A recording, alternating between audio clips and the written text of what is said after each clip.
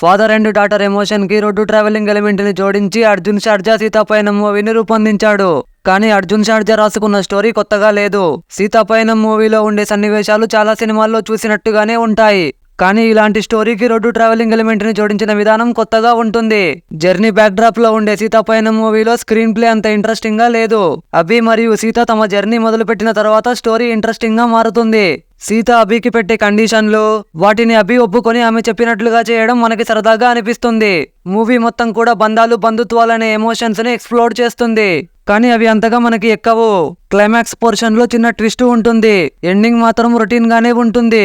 Sita character లో ఐశ్వర్య చాలా బాగా నటించింది. అభి క్యారెక్టర్ లో నిరంజన్ యాక్టింగ్ బాగున్నా కానీ తన క్యారెక్టర్ కి అంత ప్రాధాన్యం లేదు. టెక్నికల్ గా సీతాపయనం మూవీ డీసెంట్ అనిపించింది. మ్యూజిక్ అండ్ బీజిఎం ఎక్సలెంట్ గా ఉన్నాయి. ఎడిటింగ్ కొంచెం బెటర్ గా ఉండాల్సింది. సినిమాటోగ్రఫీ టాప్ నాచ్ గా ఉంది. డైరెక్టర్ రాసుకున్న స్టోరీ కొత్తగా లేదు, కానీ మంచి స్క్రీన్ ప్లే రాసుకొని ఉంటే సీతాపయనం మూవీ ఇంకా బెటర్ గా ఉండేది. మా ఈ రివ్యూ మీకెలా అనిపించింది కామెంట్ చేయండి. ఇలాంటి మూవీ రివ్యూస్ కోసం ఛానల్ కి సబ్స్క్రైబ్ అవ్వండి. పక్కనే ఉన్న గంట సింబల్ ని ఆల్లో పెట్టుకోండి. మా వీడియోలు మిస్ అవ్వకుండా ముందు మీరే చూడొచ్చు. Until then see you, bye by.